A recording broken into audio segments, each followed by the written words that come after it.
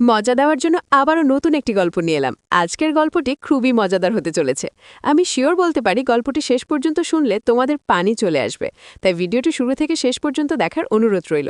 তাহলে কথা না বাড়িয়ে এবার আসল ঘটনায় আসি। আমার নাম ফাহিম। আমি নারায়ণগঞ্জ জেলার রূপগঞ্জ থানার একটি ছোট্ট গ্রামে থাকি। পরিবারে আমার মা আর আমি থাকি। আমরা দুজন ছাড়া পরিবারে আর কেউ নেই। বাবা 4 বছর আগে করোনায় মারা যায়। গ্রামের পশ্চিম কোণে আমাদের বাড়ি। আমাদের বাড়ির পরে আর কোনো বাড়ি নেই। পাহাড় জঙ্গলে ভরা, যেখানে কখনো কেউ আসে না। বাড়ির সাথে কয়েক বিঘা জমি থাকায় আমাদের মা ছেলের সংসার কর্মমতে চলছে। বাবা মারা যাওয়ার পর পড়াশোনা বাদ দিয়ে মার সাথে মাঝে মধ্যে কৃষিকাজ করি। সবজির চাষ করি বলে আমরাই যা করার করি। আর আমি একটা কাপড়ের দোকান চালাই। এভাবেই দুজনের সংসার বেশ ভালোই চলছে। আমার বয়স 20 বছর আর আমার মায়ের বয়স 37 বছর। 15 বছরে বিয়ে হয়ে 1 বছর পরে আমি পৃথিবীতে আসি। আমার গায়ের রং খুব ভরসা। শুনেছি নানিও নাকি ভরসা ছিল, তাই আমার এমন। আমার শরীরের অঙ্গের মতোই অপরূপ সুন্দরী তিনি। এমন চেহারা সুন্দরী নারী আর নেই আমাদের গ্রামে। কেউ বলবে না আমার মায়ের 21 বছরের সন্তান আছে। 22-23 বছর বয়সী বিবাহিত নারীর মতো একদম।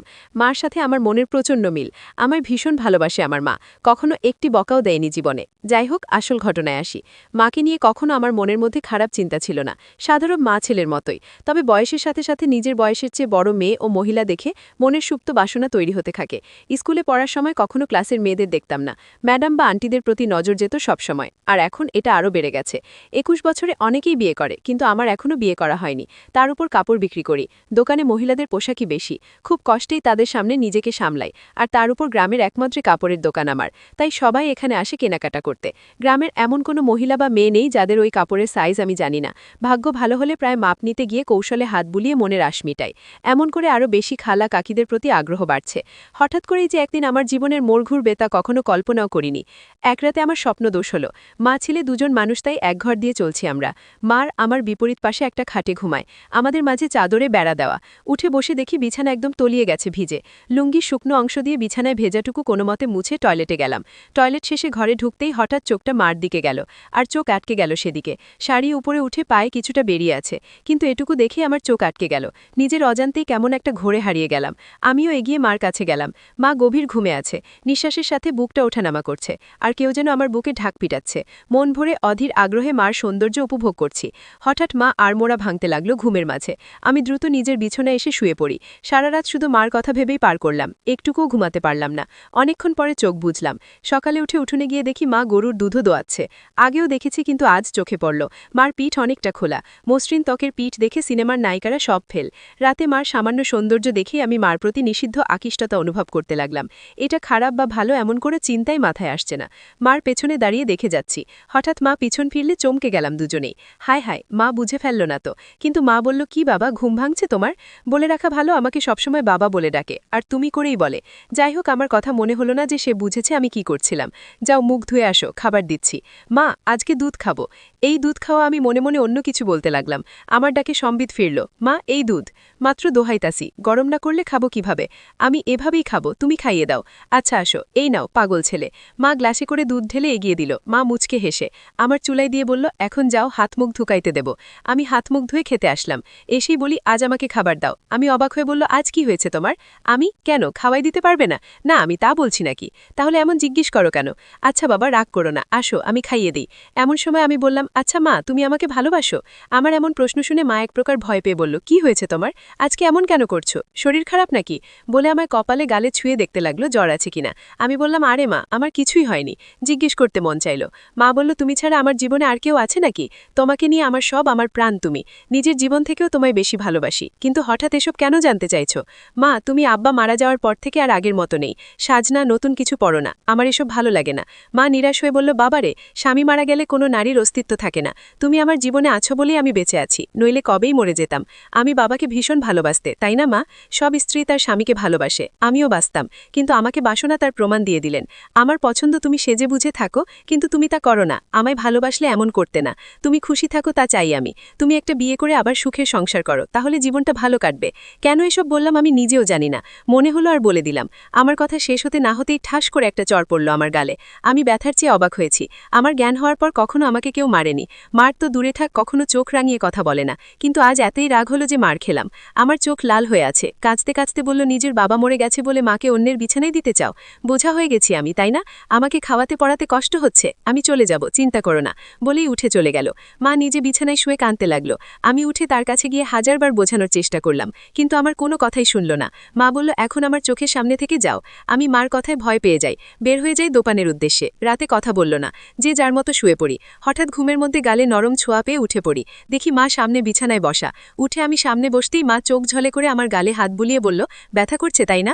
আমাকে মাফ করে দাও মা, আর কখনো এমন বলবো না। এসো, তুমি আমার কাছে মোটেও বোঝো না। আমি ভেবেছি হয়তো তোমার ভালো হবে, কিন্তু তুমি কষ্ট পাবে জানতাম না। আমায় মাফ করে দাও মা।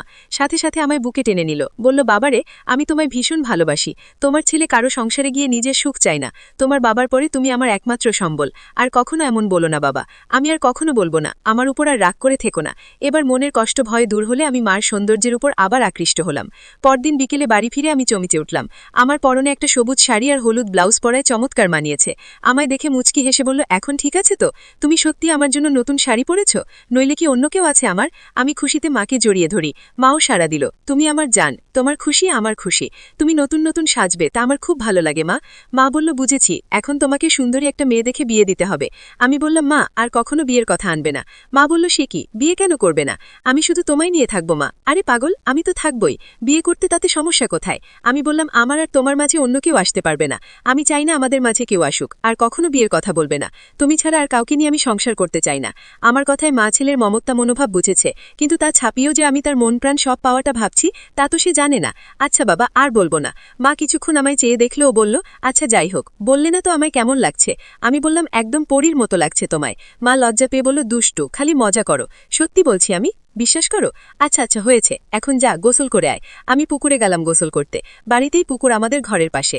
আমি গোসল করে গা মুছে সেই হালকা ভেজা গামছা পরে এসে মার সামনে দাঁড়িয়ে বললাম, ভিতর থেকে লুঙ্গি এনে দাও মা।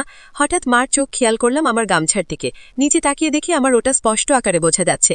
তার মানে কি মা তাই দেখছিল? আমি মেলাতে পারলাম না সেদিন। রাতে হঠাৎ ঘুম ভাঙল একটা অদ্ভুত শব্দে। উঠে ভাবলাম মার কাছে গিয়ে দেখি বিছানায় নেই মা, দরজা খোলা। হয়তো বাহিরে কোনো সমস্যা হয়েছে কিনে ভেবেই তড়িঘড়ি করে বাহিরে গেলাম। মাকে ডাক দিলাম, কিন্তু সাড়া নেই। হঠাৎ একটা শব্দ এলো গোসলখানা থেকে। পুকুরে গোসল করে মা, তবে মাঝে মাঝে গোসলখানায় করে, তাই সেখানে এগিয়ে গেলাম দেখতে। শব্দ খুঁজতে এগিয়ে যেতেই শব্দ বাড়ছে। হঠাৎ শব্দটা কেমন অদ্ভুত হল বুঝতে পারছি না। এমন শব্দ কিসের জন্য করছে মা? এগিয়ে গোসলখানার কাছাকাছি যেতেই পর্দার ফাঁকে যা দেখতে পেলাম তা মার প্রতি আমার ধারণাই পাল্টে গেল।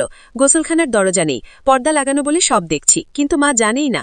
মা টিউবওয়েলের চোখা অংশের উপর বসে আজব কাজ করছে। শাড়ি পরা বলে তা দেখা যাচ্ছে না, কিন্তু বোঝা যাচ্ছে। কাজ সেরে মা টিউবওয়েল থেকে নেমে গেলে আমি চুপি পায়ে ঘরে শুয়ে পড়ি। চোখ বুজে হালকা খুলে দরজায় নজর রাখি ঘুমের ভান করে, আর লুঙ্গি তুলে রাখি যেন দেখা না গেল আমার কৌতূহল বাড়ে। মা আমার ঘরে ঢুকলো, দরজা আটকে আমার বিছানার কাছে এসে দাঁড়ালো। সে দাঁড়িয়ে থাকায় তার চোখে বাড়ি থেকে জানলার ফাঁক দিয়ে আসা চাঁদের আলো স্পষ্ট দৃষ্টি আমাকে গিলে খাচ্ছে। ঘুমের মাঝে আমি আড়মোড়া ভাঙার ভান করলাম, তাতে মা তড়িঘড়ি করে চলে গেল নিজের বিছানা। আমার মন খুশিতে নেচে উঠল মার আমার প্রতি এতই আকর্ষণ দেখে। কখন যে মার কথা ভেবে ভেবে ঘুমিয়ে গেলাম বলতেও পারি না। সকালে ঘুম ভাঙতে উঠে দেখি মা এখনো ঘুমিয়ে আছে, কিন্তু অবাক করা বিষয় দেখে মাঝখানের চাদরটা সরিয়ে রাখা। মাকে দেখে আমার চোখ আটকে গেল। আমি মাকে ডাকলাম, মা ওঠো, সকাল হয়ে গেছে তো। আজকে এত সকাল হয়ে গেল যে, এখনো ওঠো নিজে। মা ঘুম থেকে চোখ মেলে উঠে বসলো, কিন্তু সামান্য বিচলিত নয়। আমায় দেখে যে তার কাপড় ঠিক নেই। স্বাভাবিক গতিতেই কাপড় ঠিক করে বিছানা থেকে নামলো। মা এত দেরিতে উঠলে, ক্লান্ত নাকি? পরিশ্রম করা হয়েছে খুব, তাই ক্লান্ত। এখন ভালো লাগছে?